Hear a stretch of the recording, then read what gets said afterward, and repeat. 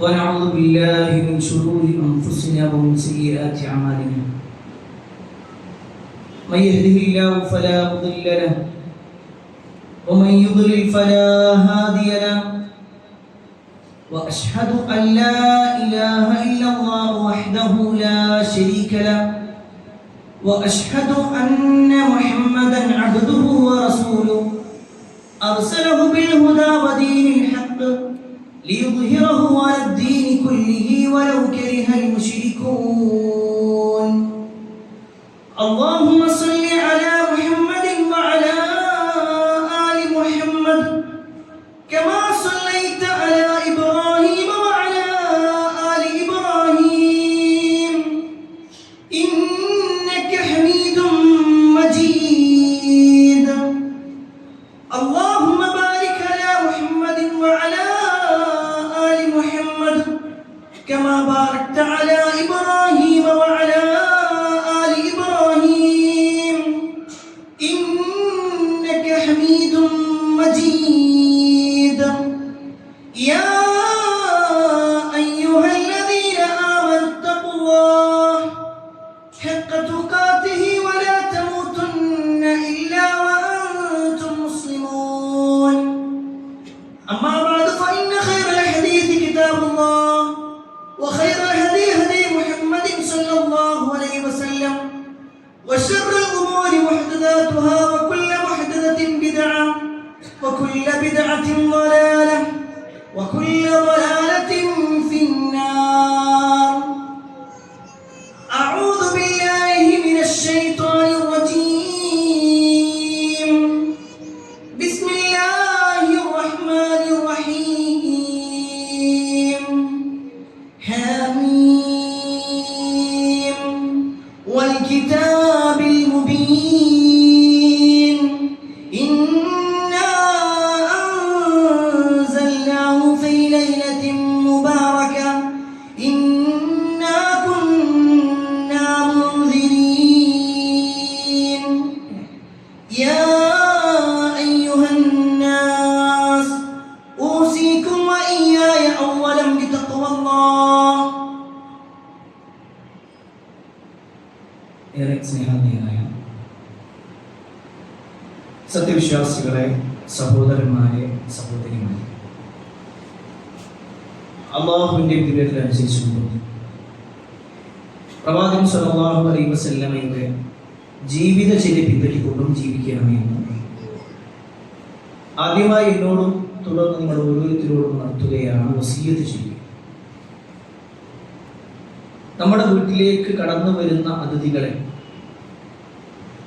പ്രത്യേക ശ്രദ്ധയോടെ പരിഗണിക്കുകയും അവരെ സൽക്കരിക്കുകയും ചെയ്യുന്നവരാണ് നമ്മൾ. ഓരോ ആളുകളും കടന്നു വരുമ്പോൾ അവർക്ക് വേണ്ട പരിഗണന, അവർക്ക് വേണ്ട സൗകര്യങ്ങൾ അത് നമ്മൾ ഒരുക്കി കൊടുക്കാറുണ്ട്. എന്നാൽ എല്ലാവർക്കും ഒരേ പരിഗണനയാണോ കൊടുക്കുക എന്ന് ചോദിച്ചാൽ അല്ല. സ്ഥിരമായി വരുന്ന ചില ആളുകൾ ഉണ്ടാകും, എപ്പോഴെങ്കിലും വരുന്നവരുണ്ടാകും, നമ്മുടെ ജീവിതത്തിൽ നമുക്ക് ഏറ്റവും ഉപകാരമുള്ള ആളുകൾ ഉണ്ടാകും. ഈ ആളുകൾക്കനുസരിച്ചു കൊണ്ട് തന്നെ നമ്മുടെ ശ്രദ്ധയും പരിഗണനയും സൗകര്യങ്ങളും ഏർപ്പെടുത്തലും ഒക്കെ വ്യത്യസ്തമായിരിക്കും. പ്രിയപ്പെട്ടവരെ, ഇങ്ങനെ ഒരു ആമുഖം പറയാനുള്ള കാരണം ഒരു അതിഥിയെ കാത്തിരിക്കുന്നവരാണ് നമ്മൾ. എല്ലാ ദിവസവും വരുന്ന അതിഥിയല്ല, എല്ലാ മാസവും വരുന്ന അതിഥിയല്ല, മറിച്ച് വർഷത്തിൽ ഒരിക്കൽ മാത്രം വരുന്ന ഒരു അതിഥി, റമദാനാകുന്ന അതിഥി. ആ ഒരു അതിഥിയെ സ്വീകരിക്കാൻ വേണ്ടിയാണ് നമ്മളെല്ലാവരും. ഒരു പക്ഷേ നമ്മുടെ ചുറ്റുഭാഗവും പരിശോധിച്ചു നോക്കിക്കഴിഞ്ഞാൽ നാടും നഗരവുമെല്ലാം റമദാൻ മുബാറക്കുമായി അല്ലെങ്കിൽ റമദാനിന് സ്വാഗതങ്ങൾ ഓതിക്കൊണ്ട് പല ക്യാപ്ഷനുകളിലൂടെയും കച്ചവടം നടത്തുന്ന കച്ചവടക്കാരുണ്ട്. വീടകങ്ങളിലേക്ക് നോക്കിക്കഴിഞ്ഞാൽ പ്രത്യേകം ഭക്ഷണങ്ങൾ, നമുക്ക് റമദാനിൽ തയ്യാറാക്കാനുള്ള ഭക്ഷണപ്പൊടികളെല്ലാം അതെല്ലാം വാങ്ങി വീടും പരിസരങ്ങളെല്ലാം വൃത്തിയാക്കി അത് മതത്തിൽ പ്രത്യേകം പരിഗണന അല്ലെങ്കിൽ കൂടി പല ആളുകളും അതിനും ശ്രദ്ധ കൊടുത്തുകൊണ്ട് റെഡിയാക്കിക്കൊണ്ടിരിക്കുന്നു.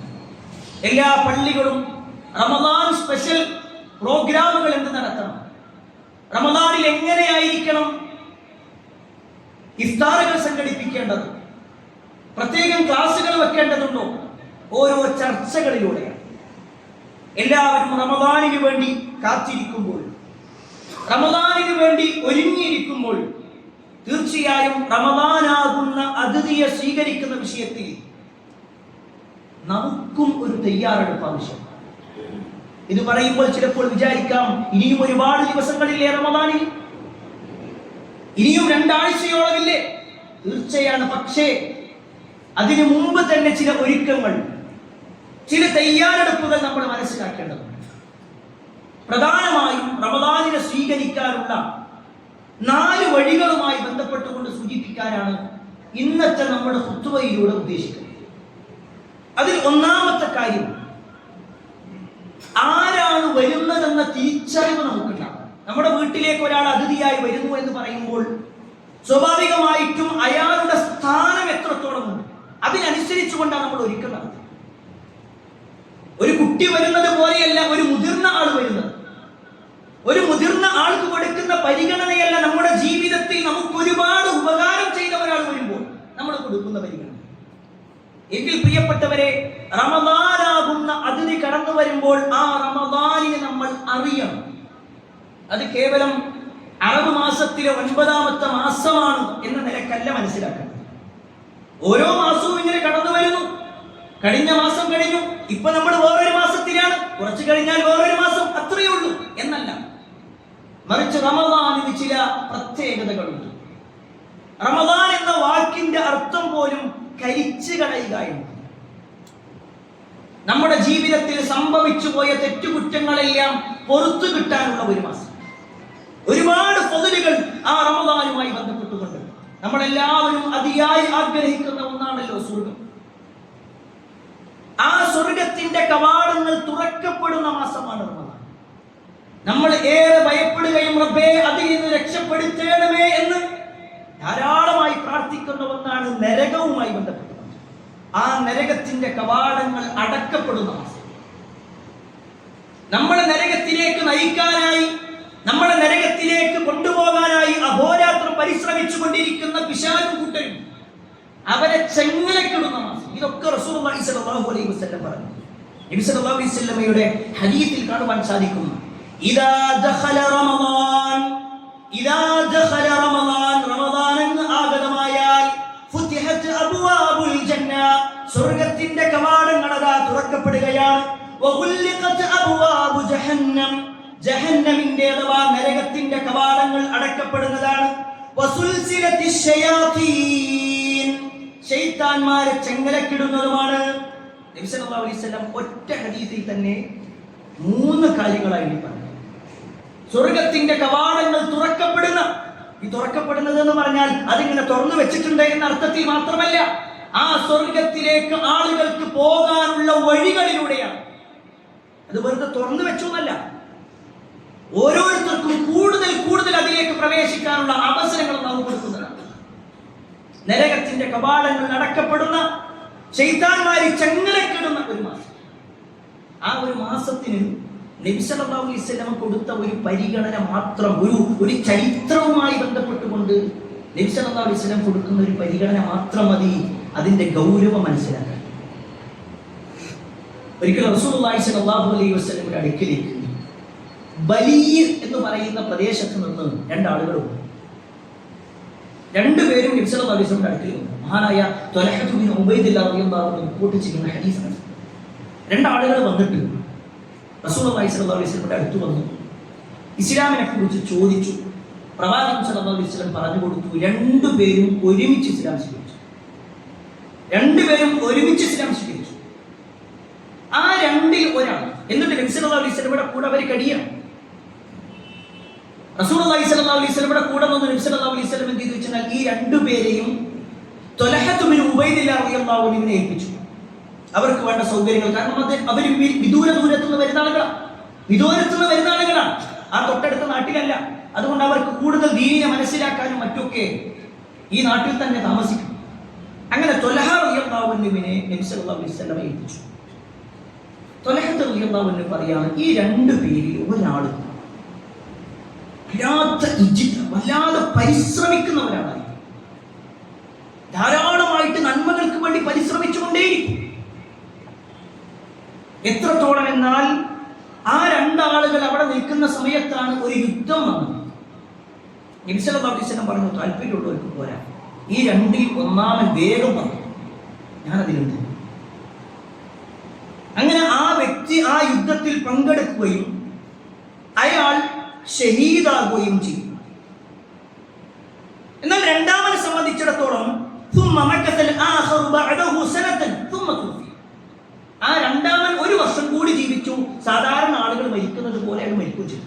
ഒന്നാമൻ ധാരാളമായി പരിശ്രമിച്ചു, അയാൾ ജിഹാദ് ചെയ്തു, അള്ളാഹുവിന്റെ മാർഗത്തിൽ ഷഹീദായി, എന്നിട്ടാണ് അയാൾ മരണപ്പെട്ടത്. രണ്ടാമനാകട്ടെ ഒരു വർഷം കൂടി അയാൾക്ക് കിട്ടി, പക്ഷെ ജിഹാദൊന്നും ചെയ്യാൻ പറ്റിയിട്ടില്ല, സാധാരണ ഒരു മരണം നടക്കുകയും ചെയ്തു. അതിനുശേഷമുള്ള ഒരു സംഭവത്തെ കുറിച്ചാണ് ത്വൽഹ റളിയല്ലാഹു അൻഹു പറയുന്നത്. അദ്ദേഹം പറയാണ്, ഇവര് രണ്ടുപേരും മരണപ്പെട്ടു.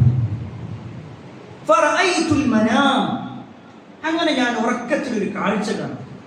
ബൈന അന ഇൻദി ബാബിൽ ജന്ന ഇദാ അന ബിഹിമ, ഞാൻ ഇങ്ങനെ സ്വർഗ്ഗത്തിന്റെ വാതിലിന്റെ അടുത്ത് ഇങ്ങനെ നിൽക്കുന്നുണ്ട്. ആ സമയത്ത് ഈ രണ്ടാളുകളും അവിടെ ഉണ്ട്. അദ്ദേഹത്തിന്റെ അതിഥികളായി വന്ന ആ രണ്ടുപേരും അവിടെ നിൽക്കുന്നുണ്ട്. ഫഖറജ ഖാരിജു മിനൽ ജന്ന, അപ്പൊ സ്വർഗ്ഗത്തിൽ നിന്ന് ഒരാൾ പുറത്തേക്ക് വന്നു, ഒരു മലക്ക് പുറത്തേക്ക് വന്നു. എന്നിട്ട് പറഞ്ഞു, ഫഅദിന ലില്ലദി തുവഫിയൽ ആഖിറ മിൻഹുമാ ثم خرج فأذن للذي استشهد. ആദ്യം എന്ത് ചോദിച്ചാൽ, ഈ രണ്ട് പേരിൽ രണ്ടാമനായി അഥവാ സാധാരണ മരണം വരിച്ചിട്ടുള്ള ആളോട് വേഗം സുഹൃത്തുക്കളാണ്. ത്വൽഹ റളിയല്ലാഹു അൻഹു അത്ഭുതപ്പെടുന്നു. കാരണം ആദ്യത്തെ ആളാണ് കൂടുതൽ പരിശ്രമിച്ചിട്ടുള്ളത്, ആദ്യത്തെ ആളാണ് ജിഹാദ് ചെയ്തിട്ടുള്ളത്, ആദ്യത്തെ ആളാണ് ഷഹീദായിട്ടുള്ളത്. പക്ഷെ രണ്ടാമനെയാണ് മലക്കൾ വിളിച്ചത്. അയാൾ അതിൻ്റെ ഉള്ളിലേക്ക് നേരി. കുറച്ചു കഴിഞ്ഞു വീണ്ടും മലക്ക് പുറത്തേക്ക് വന്നു. എന്നിട്ട് ആ ആദ്യം മരണപ്പെട്ട ഷഹീദായിട്ടുള്ള വ്യക്തിയെയും ഉള്ളിലേക്ക് കയറ്റി. ത്വൽഹ റളിയല്ലാഹു അൻഹു പറയാണ്, ഞാൻ ഇങ്ങനെ അവിടെ നിൽക്കുക. ആ സമയത്ത് മലക്ക് എൻ്റെ അടുക്കൽ വന്നിട്ട് പറഞ്ഞു, നിങ്ങൾക്ക് സമയമായിട്ടില്ല, നിങ്ങൾ തിരിച്ചു. ത്വൽഹ റളിയല്ലാഹു അൻഹു ഉറക്കം നിന്ന് എഴുന്നേറ്റു. അദ്ദേഹത്തിന് ഈ ഒരു സംഭവം അത്ഭുതമായി തോന്നി. അദ്ദേഹം നേരെ റസൂലുള്ളാഹി സ്വല്ലല്ലാഹു അലൈഹി വസല്ലമയുടെ അടുക്കലേക്ക് ചെല്ലുകയാണ്. എന്നിട്ട് പ്രവാചകൻ സല്ലല്ലാഹു അലൈഹി വസല്ലമയോട് ഈ കാര്യത്തിനെ കുറിച്ച്, ഈ അത്ഭുതപൂർണമായിട്ടുള്ള കാര്യത്തെ കുറിച്ച് പറഞ്ഞു. ഉടനെ റസൂലുള്ളാഹി സ്വല്ലല്ലാഹു അലൈഹി വസല്ലമ ത്വൽഹ റളിയല്ലാഹു അൻഹു ചോദിക്കാണ്, മിൻ അയ്യി ദാലിക തഅജബുൻ, അല്ല ഇതിൽ എന്താ നിങ്ങൾക്ക് അത്ഭുതപ്പെടാൻ മാത്രമുള്ളതെന്ന. അപ്പൊ അദ്ദേഹം ചോദിക്കാണ്, യാ റസൂലല്ലാഹ്, ഹാദാ കാന അശദ്ദു റജുലൈനി ഇജ്തിഹാദൻ ثم استشهد ودخل هذا الاخر الجنه قبل. എനിക്ക് അത്ഭുതമുണ്ട്, ആ ഒന്നാമനാണല്ലോ ധാരാളമായിട്ട് നന്മ ചെയ്തിട്ടുള്ളത്, ആ ഒന്നാമനാണല്ലോ ജിഹാദിന് വേണ്ടി ഇറങ്ങിയിട്ടുള്ളത്, ആ ഒന്നാമനാണല്ലോ ഷഹീദായിട്ടുള്ളത്. പക്ഷെ അയാളേക്കാൾ കൂടുതൽ രണ്ടാമൻ എന്തുകൊണ്ട് പരിഗണന കിട്ടി? അതാണ് എന്നെ അത്ഭുതപ്പെടുത്തുന്നത്. ത്വൽഹ റളിയല്ലാഹു അൻഹു ഈ വാചകം പറഞ്ഞപ്പോൾ റസൂലുള്ളാഹി സ്വല്ലല്ലാഹു അലൈഹി വസല്ലമ അദ്ദേഹത്തോട് ചോദിക്കാണ്, അലൈസ ഖദ് മകത ഹാദാ ബഅദഹു സന, അല്ല ആ ഒന്നാമനേക്കാൾ രണ്ടാമൻ ഒരു വർഷം കൂടി ജീവിച്ചിട്ടില്ലേ? ഒരു വർഷം കൂടി അയാൾ താമസിച്ചിട്ടില്ലേ? അദ്ദേഹം പറഞ്ഞു, ബല, അതെ. വീണ്ടും ചോദിക്കണം, നബി സല്ലല്ലാഹു അലൈഹി വസല്ലം, വഅജ്റക റമളാൻ ഫസാമ വസല്ല കദാ വകദാ മിൻ സജദതി മിൻ സന, ആ ഒരു വർഷത്തിൽ ഒരു റമളാൻ അയാൾക്ക് കിട്ടിയില്ലേ? അയാൾ ഒരുപാട് നോമ്പെടുക്കാൻ അവസരം കിട്ടിയില്ലേ?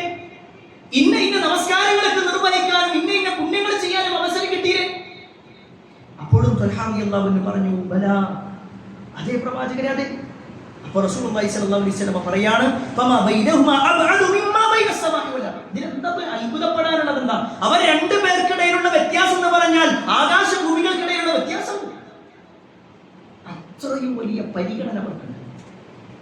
പ്രിയപ്പെട്ടവരെ, ഈ ഒരു ഹദീസ്, ഈ ഒരു ചരിത്ര സംഭവം ഇവിടെ സൂചിപ്പിക്കാനുള്ള കാരണം, അവസരങ്ങൾ അന്വേഷിക്കുന്നവരാണ് നമ്മൾ.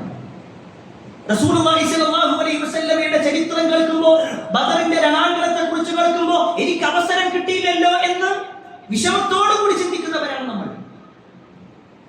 എന്നാൽ ജിഹാദ് ചെയ്യാനുള്ള അവസരത്തിനേക്കാൾ, ഷഹീദാകാനുള്ള അവസരത്തിനേക്കാൾ അല്ലാഹുവിന്റെ തൗഫീഖ് ഉണ്ടെങ്കിൽ ഒരു റമദാനിലേക്കാണ് നമ്മൾ പ്രവേശിക്കുന്നത്. കേവലം ഒരു മാസമല്ല, മറിച്ച് നന്മകൾ ധാരാളമായിട്ട് ചെയ്യാനുള്ള മാസം, ഒരുപാട് പുണ്യങ്ങൾ നേടിയെടുക്കാനുള്ള മാസം, പല ആളുകളെക്കാളും കൂടുതൽ നന്മകളിലൂടെ മുന്നേറാനുള്ള മാസം. ആ ഒരു മാസത്തിനെ സംബന്ധിച്ചിടത്തോളം പുണ്യങ്ങൾ നൽകപ്പെടുന്നു എന്ന് മാത്രമല്ല, റമദാനാകുന്ന അതിഥിയുടെ വലിയ ഒരു പ്രത്യേകതയാണ് എല്ലാ വേദഗ്രന്ഥങ്ങളും അവതരിക്കപ്പെട്ടിട്ടുള്ളത് റമദാനിൽ. എല്ലാ വേദഗ്രന്ഥങ്ങളും ഹദീസിൽ കാണുവാൻ സാധിക്കും. റസൂലുള്ളാഹി സ്വല്ലല്ലാഹു അലൈഹി വസല്ലം പറയുകയാണ്, ഉൻസിലതു സുഹു ഇബ്രാഹിം അലൈഹിസ്സലാം ഫീ അവ്വൽ ലൈലത്തിൻ മിൻ റമദാൻ. റമദാനിന്റെ ഒന്നാമത്തെ രാത്രിയിലാണ് ഇബ്രാഹിം നബി അലൈഹിസ്സലാമക്കുള്ള ഏടുകൾ അവതരിക്കപ്പെട്ടിട്ടുള്ളത്. വഉൻസിലത് തൗറാത്തു ലിസിത്തിൻ മദീന മിൻ റമദാൻ. മൂസാ നബി അലൈഹിസ്സലാമക്കുള്ള തൗറാത്ത് ആവട്ടെ അത് റമദാനിന്റെ 6ാമത്തെ ദിവസം കഴിഞ്ഞ രാത്രിയിലാണ് അവതരിച്ചത്.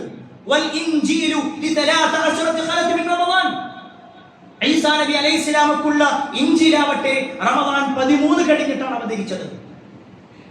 വഉൻസിലത്തുൽ ഫുർഖാൻ, വിശുദ്ധ ഖുർആൻ അവതരിച്ചതാവട്ടെ ലി24 ഖലത് മിൻ റമദാൻ. റമദാനിന്റെ 24 ദിവസങ്ങൾ കഴിഞ്ഞിട്ടാണ്. ഇതൊക്കെ റസൂലുള്ളാഹി സ്വല്ലല്ലാഹു അലൈഹി വസല്ലം പറയുമ്പോൾ എല്ലാത്തിനും റമദാൻ റമദാൻ റമദാൻ, എല്ലാ വേദഗ്രന്ഥങ്ങളും റമദാനിൽ അവതരിക്കുന്നു. അതുകൊണ്ട് തന്നെ പ്രിയപ്പെട്ടവരെ, റമദാൻ എന്ന് പറയുന്ന അതിഥി അത് കേവലം ഒരു മാസമല്ല, കേവലം ഒരു അതിഥിയല്ല എന്ന ബോധ്യം നമുക്കുണ്ടാവണം.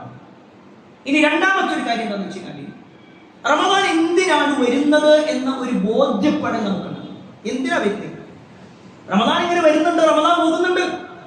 നമ്മൾ റമദാൻ വരുന്നതിന് മുമ്പ് ചില തയ്യാറെടുപ്പ് നടത്തുന്നു. അത് കുറച്ച് കഴിയുമ്പോഴേക്ക് ഇങ്ങനെ നഷ്ടപ്പെട്ട് പഴയ പോലെ തന്നെയാകുന്നു. അതിനപ്പുറത്തേക്ക് റമദാൻ എന്തിനു വരുന്നു? റമദാൻ വരുന്നത് നമ്മുടെ ജീവിതത്തിൽ സംഭവിച്ചു പോയ ചെറുതും വലുതുമായ ഏതെല്ലാം പാപങ്ങളുണ്ടോ ആ പാപങ്ങളെല്ലാം പുറത്തു തരാനുള്ള വഴികളുമായിട്ടാണ് വരുന്നത്. എല്ലാ കാര്യവും റമദാനിലെ ഓരോ കർമ്മം എടുത്തു നോക്കിപ്പോയി. ആ വിഷയത്തിൽ റസൂലുള്ളാഹി സ്വല്ലല്ലാഹു അലൈഹി വസല്ലം പറഞ്ഞതൊക്കെ നിങ്ങളുടെ പാപങ്ങൾ പുറത്തുതരാൻ. റമദാൻ ഏറ്റവും പ്രധാനമാണല്ലോ നോമ്പെടുക്കുക എന്നുള്ളത്. ആ നോമ്പുമായി ബന്ധപ്പെട്ടുകൊണ്ട് റസൂലുള്ളാഹി സ്വല്ലല്ലാഹു അലൈഹി വസല്ലം പറഞ്ഞു, മൻ സാമ റമദാൻ ഈമാനൻ വഹ്തിസാബാ ഗുഫിറ ലഹു മാ തഖദ്ദമ മിൻ ദംബിഹി. ആരെങ്കിലും റമദാനിൽ ഈമാനോടെയും പ്രതിഫലേച്ഛയോടും കൂടി നോമ്പെടുത്താൽ ഗുഫിറ ലഹു മാ തഖദ്ദമ മിൻ ദംബിഹി, അവന്റെ ജീവിതത്തിൽ കഴിഞ്ഞുപോയ എല്ലാ പാപങ്ങളും അയാൾക്ക് പുറത്തു കൊടുക്കുന്നതാണ്. അത് നോമ്പിന്റെ വിഷയത്തിൽ മാത്രമല്ല, മൻ ഖാമ റമദാന ഈമാനൻ വഹ്തിസാബാ ഗുഫിറ ലഹു മാ തഖദ്ദമ മിൻ ദംബിഹി. ആരെങ്കിലും റമദാനിൽ നോമ്പെടുക്കുന്നത് പോലെ, അല്ലെങ്കിൽ ആരെങ്കിലും റമദാനിൽ രാത്രി നമസ്കരിക്കുകയാണെങ്കിൽ, തറാവീഹ് നമസ്കരിക്കുകയാണെങ്കിൽ, ഈമാനൻ വഹ്തിസാബാ വിശ്വാസത്തോടെയും പ്രതിഫലേച്ഛയോടും കൂടി ചെയ്താൽ ഗുഫിറ ലഹു മാ തഖദ്ദമ മിൻ ദംബിഹി, അവന്റെ ജീവിതത്തിൽ കഴിഞ്ഞുപോയ എല്ലാ പാപങ്ങളും അല്ലാഹു പുറത്തു കൊടുക്കുന്നതാണ്. നോമ്പും നമസ്കാരം. ഇനി ലൈലത്തുൽ ഖദ്ർ, മൻ ഖാമ ലൈലത്തുൽ ഖദ്രി ഈമാനൻ വഹ്തിസാബാ ഗുഫിറ ലഹു മാ തഖദ്ദമ മിൻ ദംബിഹി. അതേ വാചകം. പാപം മുക്തല്ല, പാപം മുക്തില്ല, പാപം മുക്തി. ജീവിതത്തിൽ അറിഞ്ഞും അറിയാതെയുമായി പ്രിയപ്പെട്ടവരെ എന്തെല്ലാം പാപങ്ങൾ നമ്മൾ ചെയ്തിട്ടുണ്ട്. ആ പാപങ്ങളെല്ലാം പുറത്തു കിട്ടാനുള്ള ഒരു വഴിയാണ് ശരിക്ക് ഈ റമദാൻ. അതൊക്കെ നമ്മളെത്രയും അതൊക്കെ പഠിച്ചോണ്ട് കൊടുത്തിട്ടുണ്ടാവും. അല്ല, റമദാൻ എന്നുള്ളത് തൗബയുടെ മാസമാണ്. റമദാൻ എന്നുള്ളത് ഇസ്തിഗ്ഫാറിന്റെ മാസമാണ്, നമുക്ക് എല്ലാവർക്കും അറിയാം. എന്നാൽ റമദാൻ ആവട്ടെ എന്നിട്ട് വേണം തൗബ ചെയ്യാൻ, അങ്ങനെയല്ല വിശ്വാസം. റമദാൻ വരട്ടെ, അതിന്റെ ഒരു 3-4 ദിവസം കഴിഞ്ഞിട്ട് വേണം എനിക്കൊന്ന് തൗബ ചെയ്യാൻ, അല്ല. അതിനു മുമ്പ് തന്നെ റമദാനിന് വേണ്ടി ഒരുങ്ങുന്ന ആളുകൾ അവരുടെ ജീവിതത്തിൽ സംഭവിച്ചു പോയ തെറ്റുകുറ്റങ്ങളൊക്കെ അല്ലാഹുവോട് ഏറ്റുപറഞ്ഞ് തൗബയിലേക്കുള്ള വഴികൾ സ്വീകരിക്കും. അതാണ് രണ്ടാമത്തെ കാര്യം. ഇനി പ്രിയപ്പെട്ടവരെ, മൂന്നാമത്തെ വിഷയം എന്ന് വെച്ചാൽ റമദാനിന്റെ മഹത്വം, റമദാനാകുന്ന അതിഥിയെക്കുറിച്ചും ഒക്കെ നമ്മൾ മനസ്സിലാക്കി. എന്നാൽ എങ്ങനെയാണ് ഈ അതിഥിയെ സ്വീകരിക്കേണ്ടത്? റമദാനിനെ സംബന്ധിച്ചിടത്തോളം എങ്ങനെ നമ്മൾ സ്വീകരിക്കും? വിഷയത്തിൽ നമ്മുടെ മുസ്ലിം ഉമ്മത്ത് 3 തരത്തിൽ 3 കാറ്റഗറി നമുക്ക് കാണാൻ പറ്റും. അതിൽ ഒന്നാമത്തെ വിഭാഗം മുസ്ലിങ്ങളുടെ കാര്യം മാത്രമല്ല. ഒന്നാമത്തെ വിഭാഗം എന്താണെന്ന് വെച്ചാൽ റമദാൻ വരുന്നുണ്ട്, റമദാൻ പോകുന്നുണ്ട്, അതിനപ്പുറത്തേക്ക് ഓരോ ജീവിതത്തിൽ പ്രത്യേകിച്ച് ഒന്നും ഉണ്ടാവില്ല, ഒരു മാറ്റം ഉണ്ടാവില്ല, ഒരു തിരുത്തലും ഉണ്ടാവില്ല, ഒരു നന്മയുണ്ടാവില്ല.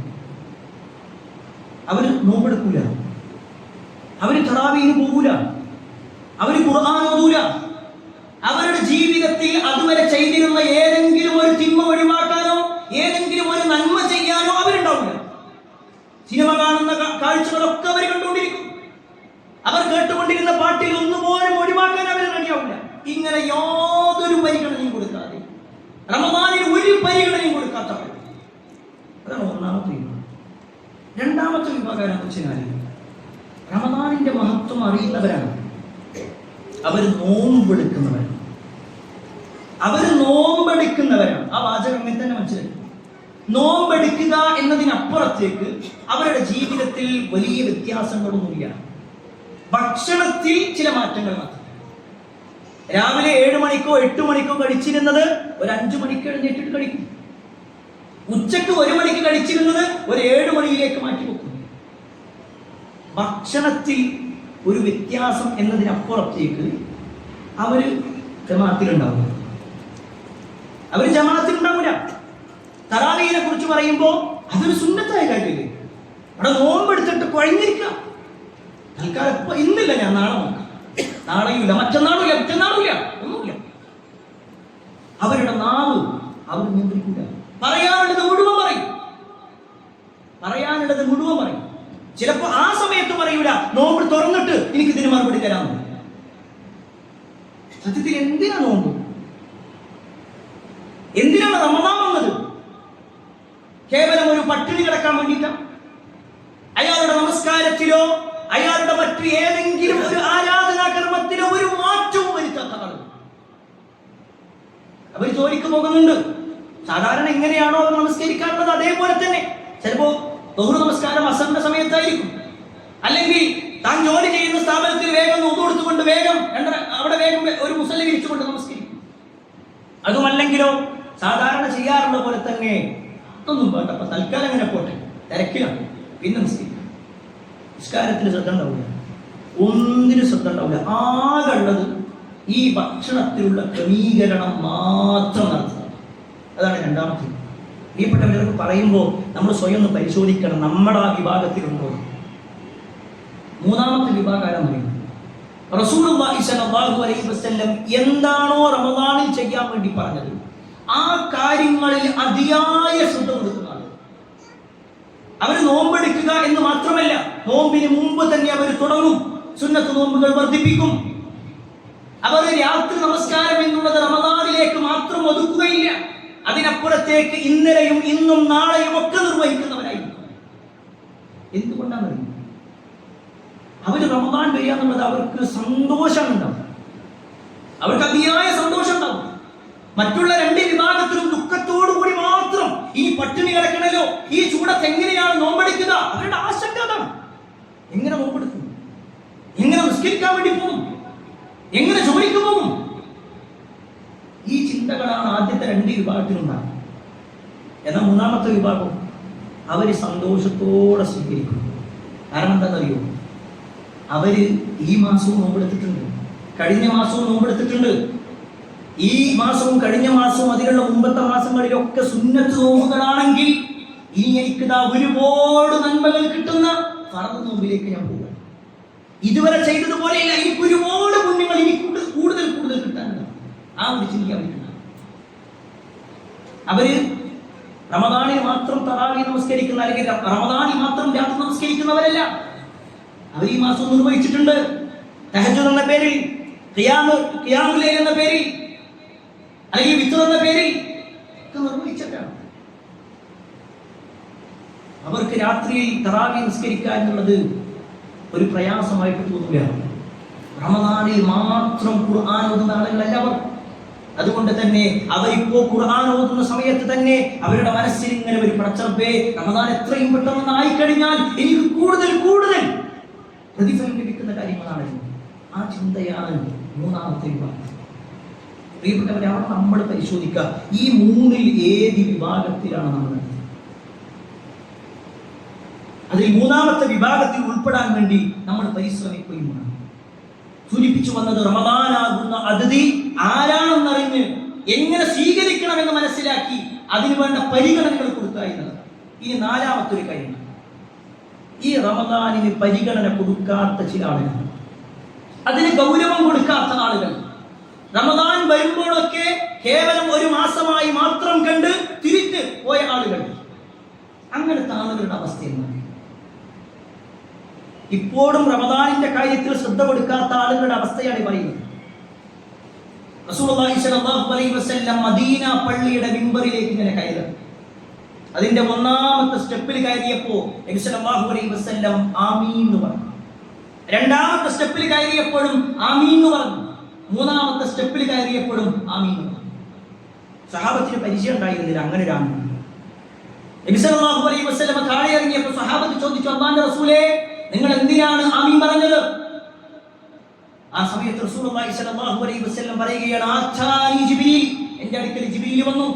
ഞാൻ ഒന്നാമത്തെ സ്റ്റെപ്പിൽ കയറിയപ്പോൾ ജിബ്രീൽ അലൈഹിസ്സലാം പ്രാർത്ഥിക്കുകയാണ്, റഗിമ അൻഫ്, ഒരു മനുഷ്യന്റെ മൂക്ക് മണ്ണിൽ കുത്തട്ടെ. അറബി ഭാഷയിൽ ഒരു ശാപത്തിന്റെ വാക്കാണ്.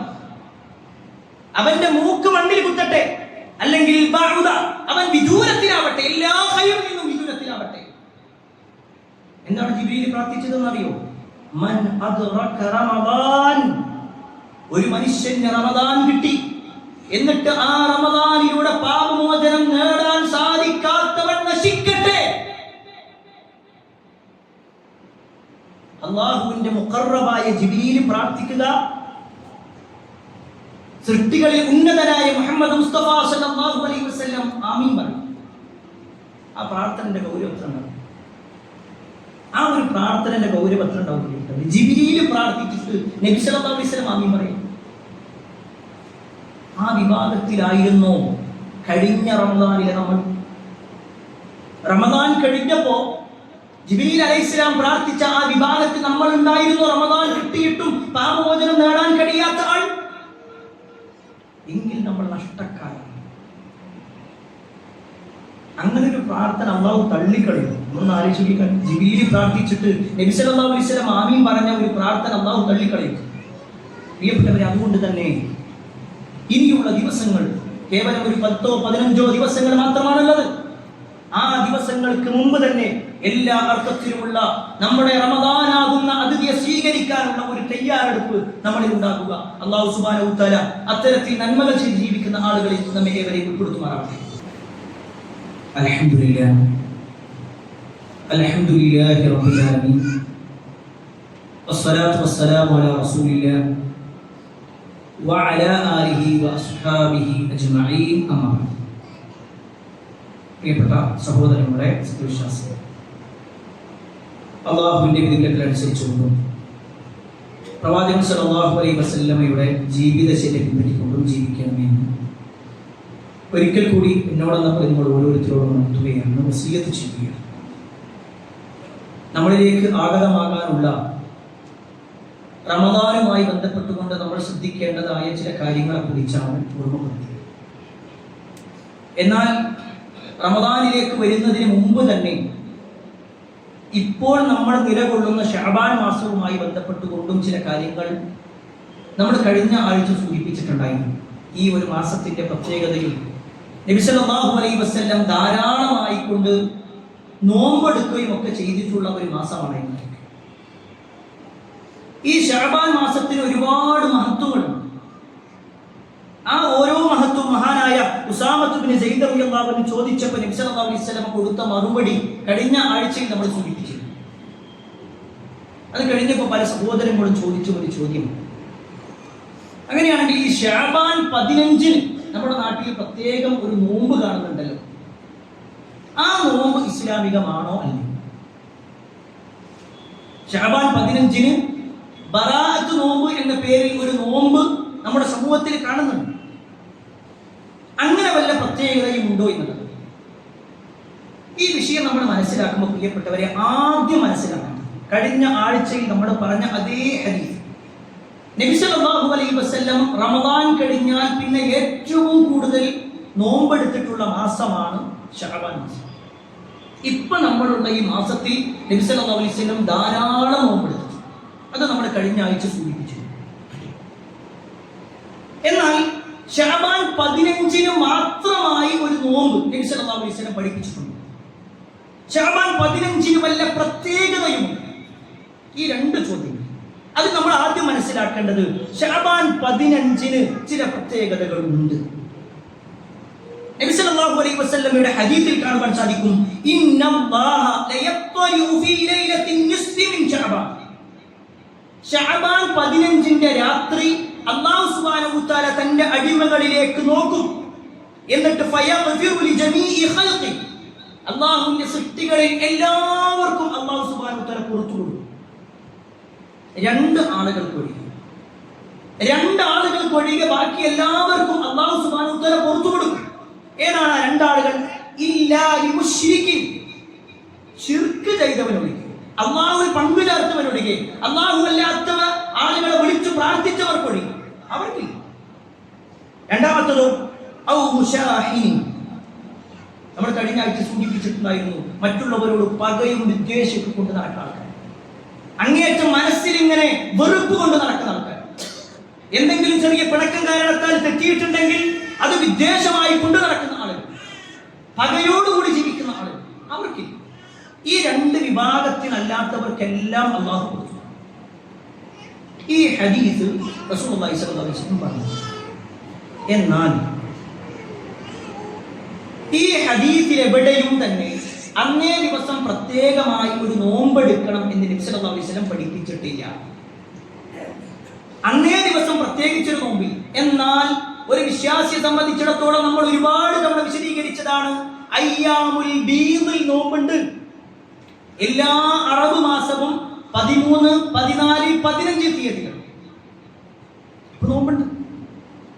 ആ ഒരു നിലക്ക് സ്ഥിരമായി ചെയ്യുന്ന ആളുകൾക്ക് 13, 14, 15 ഒക്കെ നോമ്പെടുക്കാം, അതിന് കുഴപ്പമില്ല.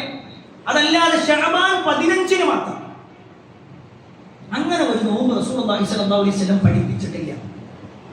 ഈ വിഷയം പറയുമ്പോൾ 2-3 ആഴ്ചകൾക്ക് മുമ്പ് നമ്മൾ റജബ് 27 മിഅ്റാജ് നോമ്പ് എന്ന് പറഞ്ഞുകൊണ്ട് നമ്മുടെ നാട്ടിൽ ഒരു നോമ്പിനെ കുറിച്ച് പറഞ്ഞു. അത് പ്രമാണത്തിലില്ല എന്നും പറഞ്ഞിട്ടുണ്ടായിരുന്നു.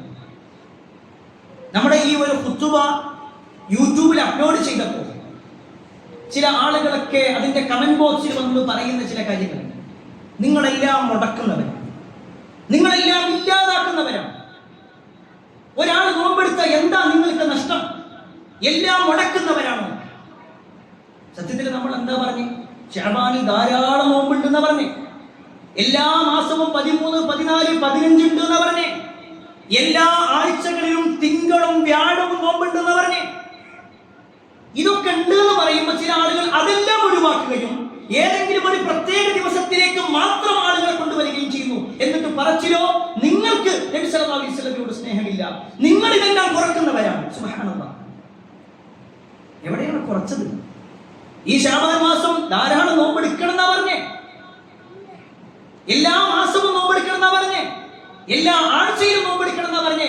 ഇനി കഴിയുമെങ്കിൽ ദാവൂദ് നബി അലൈഹി സ്വലാമിന്റെ നോമ്പ് ഒരാൾക്ക് എടുക്കാൻ പറ്റുമോ? എങ്കിൽ അങ്ങനെ എടുക്കാം. നബി സല്ലല്ലാഹു അലൈഹി വസല്ലം പറഞ്ഞു, അള്ളാഹ്ക്ക് ഏറ്റവും ഇഷ്ടമുള്ളത് ദാവൂദ് നബി അലൈഹി സ്വലാമിന്റെ നോമ്പാണ്. എന്താണ് ആ നോമ്പിന്റെ പ്രത്യേകത?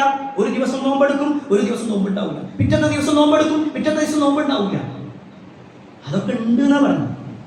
പക്ഷേ ഖേദകരമെന്ന് പറയട്ടെ, പല ആളുകളും സമൂഹത്തിന്റെ പൾസ് നോക്കിക്കൊണ്ട് അവർക്ക് ഇഷ്ടമുള്ളത് എന്താണ് അത് നോക്കിക്കൊണ്ടാ ചെയ്യാറ്. ആ വിഷയത്തിൽ കഴിഞ്ഞ ദിവസങ്ങളിലൊക്കെ ധാരാളമായിട്ട് വന്നിട്ടുള്ള ഒന്നാണ് ഈ ശഅബാൻ 15 എന്ന് പറഞ്ഞാൽ അത് ബറാഅത്തിന്റെ ദിവസമാണ്. എന്നിട്ട് ഖുർആനിലെ സൂറത്തു ദുഖാനിലെ 2-ാമത്തെ ആയത്ത് അവർ ഓതാറുണ്ട്. സൂറത്തു ദുഖാനിലെ 2-ാമത്തെ ആയത്ത് എന്താണ് ആയത്ത്? ഹമീം വൽ കിതാബിൽ മുബീൻ ഇന്നാ അൻസൽനാഹു ഫീ ലൈലത്തിൻ മുബാറക ഇന്നാ കുന്നാ മുൻദിരീൻ. വിശുദ്ധ ഖുർആനുമായി ബന്ധപ്പെട്ടുകൊണ്ട് പറയാം, വൽ കിതാബിൽ മുബീൻ, സ്പഷ്ടമായ ഗ്രന്ഥം തന്നെയാകുന്നു സത്യം. ഇന്നാ അൻസൽനാഹു, തീർച്ചയായും നാം അതിനെ അവതരിപ്പിച്ചു, നാം ആ ഖുർആനിനെ ഇറക്കി. ഫീ ലൈലത്തിൻ മുബാറക, മുബാറക്കായിട്ടുള്ള അനുഗ്രഹീതപൂർണമായ ഒരു രാത്രിയിലാണ് ഈ ഒരു ഖുർആനിനെ അവതരിപ്പിച്ചത്. അപ്പൊ ചില ആളുകൾ പറയാണ് ഈ മുബാറക്ക എന്നതുകൊണ്ട് ഉദ്ദേശിക്കുന്നത് ബറാഅത്താണ്, അഥവാ ശഅബാൻ 15-നാണ് എന്ന് നമ്മളൊന്ന് ആലോചിച്ചു. ഏതൊരു കുട്ടിക്ക് മനസ്സിലാകുന്ന ഒരു കാര്യമാണ്. നമ്മൾ നേരത്തെ ഓതി വെച്ച ഹദീസുകളിലൊക്കെ നമ്മൾ മനസ്സിലാക്കി. ശഹ്റു റമദാൻ അല്ലദീ ഉൻസില ഫീഹിൽ ഖുർആൻ. ആ ഒരു ആയത്ത് കേൾക്കാത്ത ഒരാളുണ്ടാവും. ഖുർആൻ അവതരിച്ചത് റമദാൻ മാസത്തിലാണ്. പക്ഷെ ഇവര് പറയുന്നു ശഅബാൻ മാസത്തിലാണ്. ഖുർആൻ അവതരിക്കപ്പെട്ട മാസമായിക്കൊണ്ടാണ് ചില ആളുകളെങ്കിലും ബറാഅത്തിനെ കാണുന്നത്. എന്നാൽ റസൂലുള്ളാഹി സ്വല്ലല്ലാഹു അലൈഹി വസല്ലം അങ്ങനെയൊന്നും പഠിപ്പിച്ചിട്ടില്ല. ഇനി കഴിഞ്ഞ ദിവസങ്ങളിലൊക്കെ നമ്മൾ കണ്ട ചില മെസ്സേജുകൾ ഉണ്ടാകും. ആ വിഷയത്തിൽ വന്ന ഒരു ഹദീസാണ് ഇദാ കാന ലൈലത്തുൽ നിസ്ഫി മിൻ ശഅബാൻ. ശഅബാനിന്റെ പകുതിയായി കഴിഞ്ഞാൽ അഥവാ ശഅബാൻ 15 ആയി കഴിഞ്ഞാൽ ഫഖൂമൂ ലൈലഹാ വസൂമൂ നഹാറഹാ. അതിന്റെ രാത്രി മുഴുവൻ നിങ്ങൾ നിസ്കരിക്കുക, അതിന്റെ പകലിൽ നിങ്ങൾ നോമ്പെടുക്കുകയും ചെയ്യുക. ഇങ്ങനെ ഒരു ഹദീസ് ഉണ്ട് എന്ന് പറഞ്ഞിട്ടാണ് പല ആളുകളും ഈ പുണ്യങ്ങൾ ചെയ്യാറുള്ളത്. ഈ ഹദീസ് ദുർബലമായ ഹദീസ്. ദുർബലം എന്ന് പറഞ്ഞാൽ പോരാ, മൗദൂ എന്നായി. ചില പണ്ഡിതന്മാരൊക്കെ കിതാബിൽ മൗദൂആത്ത്, മൗദൂ എന്ന് പറഞ്ഞാൽ കെട്ടിച്ചമക്കപ്പെട്ടത്, അതിന്റെ സനദ് പോലും ചിലപ്പോൾ അങ്ങനെ കെട്ടിയുണ്ടാക്കിയ ഹദീസുകളിൽപ്പെട്ട ഹദീസാണ്. ആരോ ഒരാൾ കെട്ടിയുണ്ടാക്കി, അതിങ്ങനെ ആളുകൾ ഇങ്ങനെ ചെയ്യുന്നില്ല. അതല്ലാതെ റസൂലുള്ളാഹി സ്വല്ലല്ലാഹു അലൈഹി വസല്ലമ ഈ വിഷയത്തിൽ പ്രത്യേകം ഒരു സൽക്കർമ്മം ചെയ്യാൻ വേണ്ടി പറഞ്ഞിട്ടില്ല. അപ്പൊ വീണ്ടും ചില ആൾക്കാർ ചോദിക്കുന്നത് അറിയും, നമ്മൾ നേരത്തെ പറഞ്ഞൊരു ശഅബാൻ 15 പ്രത്യേകത ഉണ്ടെന്നുണ്ട്. ശഅബാൻ 15 അല്ലാഹു സുബ്ഹാനഹു വ തആല പലർക്കും പുറത്തു കൊടുക്കുന്നുണ്ട്. അങ്ങനെയാണെങ്കിൽ അത് നല്ലൊരു ദിവസമാണല്ലോ. ആ നല്ല ദിവസം നോമ്പെടുക്കുന്നതിന് എന്താ തടസ്സം? ആ നല്ല ദിവസം നോമ്പെടുക്കുന്നതിന് എന്താ തടസ്സം? അവിടെയാണ് നമ്മൾ മനസ്സിലാക്കേണ്ടത്. 13, 14, 15 നോമ്പെടുക്കാം. അല്ല, ശഅബാൻ 15 മാത്രമാണെങ്കിൽ, നല്ല ദിവസം എന്ന ഒരു ടൈറ്റിൽ മാത്രമാണ് നോമ്പെടുക്കുന്നതെങ്കിൽ, വെള്ളിയാഴ്ചയിലെ നല്ല ദിവസം, വെള്ളിയാഴ്ച നല്ല ദിവസമാണല്ലോ, പക്ഷെ വെള്ളിയാഴ്ച മാത്രം നോമ്പെടുക്കാൻ പാടില്ല എന്ന് ഇസ്ലാമാണ്. വെള്ളിയാഴ്ച മാത്രമായിട്ട് നോമ്പെടുക്കുക എന്നുള്ളത് പാടില്ല എന്ന് ഇസ്ലാമാണ്. അപ്പൊ നല്ല ദിവസം എന്നുള്ളത് നമ്മൾ തീരുമാനിക്കല്ല. ശഅബാൻ 15 നല്ലതാരെന്ന് പറഞ്ഞ് റസൂലുള്ളാഹി സ്വല്ലല്ലാഹു അലൈഹി വസല്ലം. എന്താ പ്രത്യേകത? അത് അല്ലാഹു സുബ്ഹാനഹു വ തആല പറഞ്ഞു. എന്നാൽ അന്ന് എന്ത് ചെയ്യണം? ഏതെങ്കിലും പ്രത്യേകമായ നമസ്കാരം, ഏതെങ്കിലും പ്രത്യേകമായ നോമ്പ്, ഏതെങ്കിലും പ്രത്യേകമായ ഖുർആൻ പാരായണം, ഇതൊന്നും പറഞ്ഞിട്ടില്ല. നമ്മുടെ സമൂഹത്തിലാവട്ടെ ശഅബാൻ 15 പ്രത്യേകം നോമ്പെടുക്കുന്ന ആളുകൾ.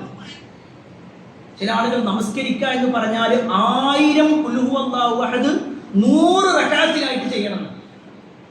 100 റക്അത്ത് 1000 ഖുൽ ഹുവല്ലാഹു അഹദ്. ഇതൊക്കെ ആരുണ്ടാക്കി?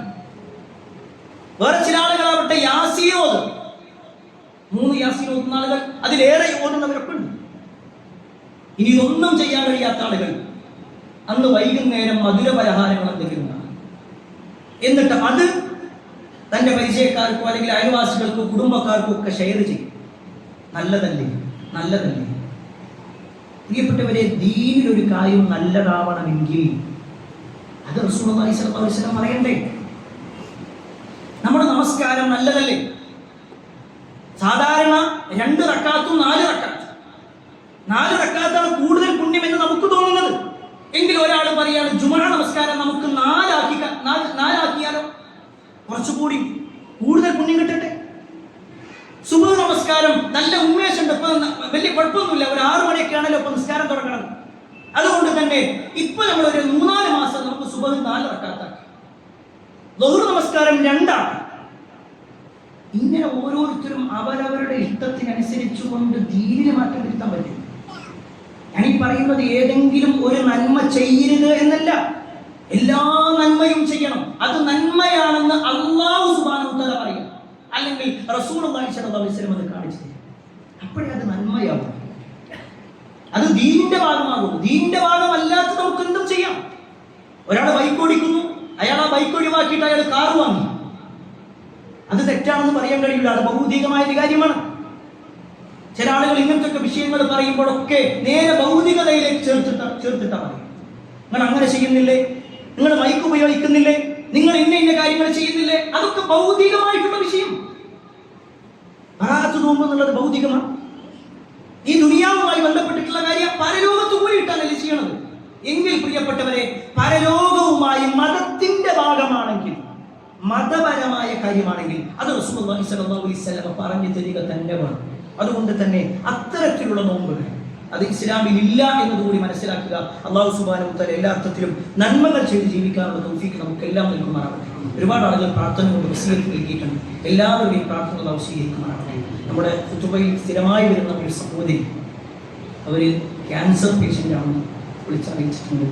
അവരുടെ കുറച്ചൊരു പ്രയാസത്തിലൂടെയാണ് അവരുടെ ശാരീരിക അവസ്ഥ പോയിക്കൊണ്ടിരിക്കുന്നത്. അല്ലാഹു ആ ഉമ്മാന്റെ എല്ലാ പ്രയാസങ്ങളും നീക്കി കൊടുക്കുമാറാവട്ടെ. അതുപോലെ തന്നെ നമ്മുടെ പള്ളിക്ക് ധാരാളമായിട്ട് സഹായം ചെയ്യാനുള്ളവരാണ്.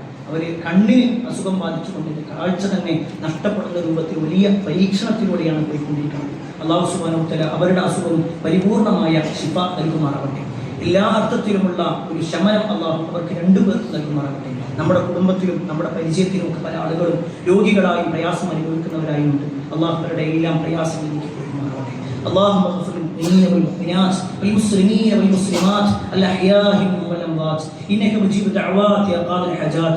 اللهم أجرنا من النار، اللهم أجرنا من النار، اللهم أجرنا من النار.